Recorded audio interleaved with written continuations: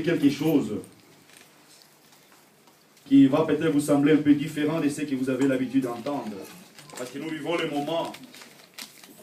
moments où beaucoup de chrétiens aiment entendre de bonnes choses, où les chrétiens aiment entendre des choses qui plaisent à leur cœur, à leurs oreilles. Mais aujourd'hui, peut-être, tu vas entendre quelque chose qui est un peu différent. Peut-être par rapport à ta foi, par rapport à ce que toi tu penses dans ton cœur. Parce que j'ai cherché quelque chose dans la Bible et Dieu m'a inspiré à ce que nous allons partager aujourd'hui. C'est pourquoi j'attire l'attention à tout le monde.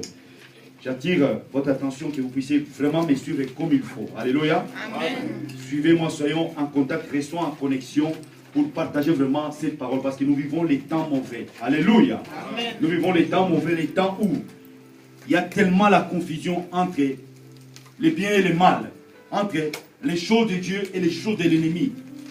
Et nous voulons instamment partager avec le peuple de Dieu. Parce que le dimanche passé, je crois, le bien-aimé qui nous a prêché, le docteur Jean nous a parlé de cet homme qui était riche mais qui est venu auprès du Seigneur. Il a dit, qu'est-ce qu'il faut faire pour hériter le royaume de Dieu? Alléluia. Qu'est-ce qu'il faut faire pour hériter le royaume de Dieu? Il avait tout, mais il avait besoin du royaume des cieux. Mais aujourd'hui, je vais vous parler de quelque chose qui va dans ce sens, mais un peu différent. Nous allons lire ça dans le livre de Luc 10. Notre lecteur, le papa Paul, il va nous lire Luc 10. Il va commencer dans le verset 17. Il va descendre jusqu'au verset 20.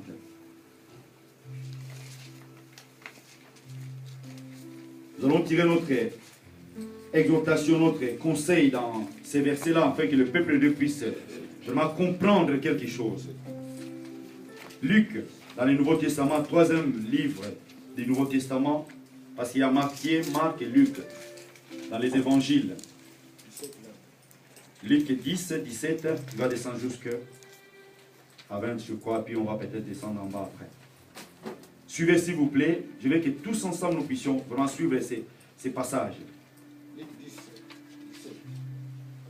Les 70 rêvèrent avec joie, disant, Seigneur, les démons même nous sont soumis à ton nom. Jésus leur dit, je voyais Satan tomber du ciel comme un éclair. Voici, je vous ai donné le pouvoir de marcher sur les serpents et les scorpions, et sur toute la puissance de l'ennemi, et rien ne pourra vous nuire. Cependant, ne vous réjouissez pas de ce que l'esprit vous sont soumis. Les esprits. De ce que les esprits vous sont soumis. Mais réjouissez-vous de ce que vos noms sont écrits dans le ciel. Alléluia. Amen. Alléluia. Amen. Est-ce que vous avez compris? Amen. Papa, tu peux nous lire encore? Je commence. Suivez comme il faut. Les 70 rêvèrent avec joie, disant, Seigneur, les démons même nous ont soumis à ton nom. Jésus leur dit, je voyais Satan tomber du ciel comme un éclair. Voici, je vous ai donné le pouvoir de marcher sur les serpents et les scorpions, et toute la puissance de l'ennemi, et rien ne pourra vous nuire. 20. Cependant, ne vous réjouissez pas de ce que les esprits vous sont soumis, mais réjouissez-vous de ce que vos noms sont écrits dans les cieux. Parole du Seigneur.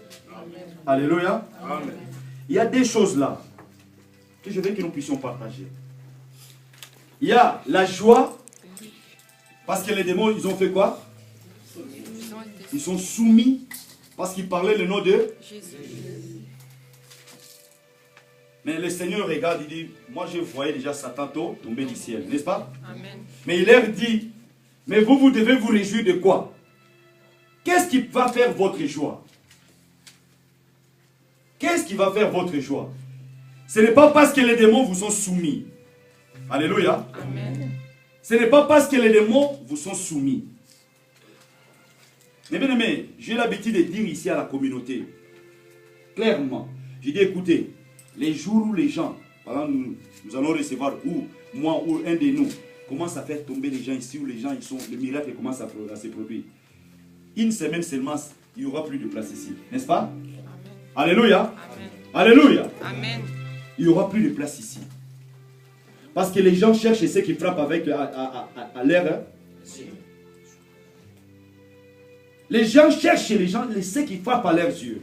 Vous savez, on a partagé ces derniers temps avec le pasteur Maxime, avec le prophète, à la maison. Et puis nous avons vu beaucoup de choses, peuple de Dieu. Que même quand nous étions en Afrique, il y avait beaucoup de marabouts, il y avait beaucoup de gens qui faisaient des choses bizarres. Maintenant, ils ne sont plus là, n'est-ce pas? Alléluia. Amen. Les gens qui étaient sur la route, tu passes comme ça, dis, allez, étends ta main comme ça. Il regarde, il dit, je vois comme ça, je vois, toi tu vas. Et puis peut-être ce qu'il te dit, c'est pas faux, c'est vrai, n'est-ce pas? C'est vrai. Et puis quand toi tu regardes, tu dis, mais comment cette personne, il me dit des choses qui me concernent et qui sont des choses vraies. Alléluia. Amen. Mais ces gens-là, maintenant, ils ne sont plus beaucoup sur la route. Mais tous ces gens-là, maintenant, ils sont dans des églises. Ils sont dans des maisons. Ils ont fait des assemblées. Ils ont fait des groupes. Ils ont réuni les gens. Ils ont des appellations. Ils sont des pasteurs. Ils sont des bishops. Ils sont des prophètes. Ils ont beaucoup des appellations. Mais là, le Seigneur nous interpelle à quelque chose. Alléluia. Amen. Alléluia. Amen. La Bible dit, les 70, comme on peut dire en notre français ici en Suisse, les 70. Ils étaient 70. C'est comme ils étaient sortis vers l'évangélisation. Et à leur sortie, ils priaient pour les gens. Alléluia. Amen. Ils priaient pour les gens. Tu peux imaginer, hein, toi maman, toi papa, tu sors, tu vas quelque part, maman Marie, tu pries pour quelqu'un qui est malade, et si elle est guérie, tu arrives quelque part, tu dis à la personne au nom de Jésus-Christ, les démons partent. Quand tu reviens, qu'est-ce qui fait déjà ta joie? C'est quoi? C'est ce que toi tu as fait. Alléluia. Amen. Le miracle que tu as, tu dois voir. Mais le Seigneur dit ici clairement, il dit, les 70 révèrent avec joie, parce que les démons leur sont soumis. Mais lui il dit, j'ai vu Satan tomber, dit, Du ciel. parce que le Seigneur nous a donné l'autorité. Alléluia. Amen. Toi comme tu es là, tu as l'autorité. Le problème, l'autorité que le Seigneur t'a donnée, l'autorité que le Seigneur m'a donnée, moi je n'ai pas encore compris ça. Alléluia. Amen. Voyez cette femme qui avait la maladie de perte de sang. Est-ce que c'est Jésus qui est allé près de cette femme pour dire, touche-moi? Non. Alléluia. Amen. C'est Jésus qui a dit, non, viens ma soeur, viens me toucher. Je me rappelle, ma femme est témoin, même quelques-uns ici. Dans l'ensemble où j'étais avant, j'ai prêché une fois, j'ai dit, si toi tu as la foi, sans me dire, tu viens me toucher, tu peux être guéri. Alléluia. Amen. Il y avait un homme de Dieu là, il a boudé. Vous savez, chacun a sa façon de voir les choses, n'est-ce pas? Il peut être dans les seigneurs, mais moi et lui, on est différents. On est différents. On n'est pas tous dans le même niveau spirituel. Même au niveau de la foi. L'autre, il peut faire 40 ans dans les seigneurs, mais il est limité quelque part. Il n'a pas de capacité. Parce que cette femme-là qui avait la maladie de perte de sang, il n'y a personne qui lui a dit va toucher Jésus, n'est-ce pas? Même quand Paul passait, son ombre tout simplement. Paul n'avait pas dit que non, papa, faut la passe là à côté de mon ombre, tu vas être guéri, n'est-ce pas? N'est-ce pas? Mais quand la personne passait, l'ombre guérissait, n'est-ce pas? Parce qu'il y a une puissance. Mais c'est question de croire, alléluia, d'avoir la foi. Si toi tu as foi en moi, n'est-ce pas? Tu viens, tu peux vivre des grandes choses.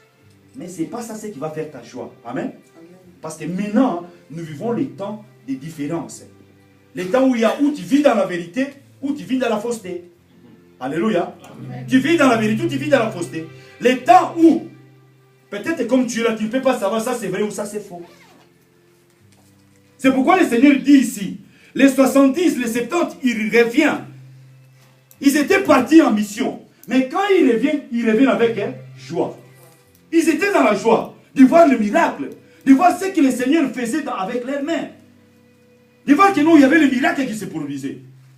Mais le Seigneur les confond. Il dit, non, non, ne vous réjouissez pas de ça. Mais réjouissez-vous parce que vos noms étaient écrits dans le livre de Dieu.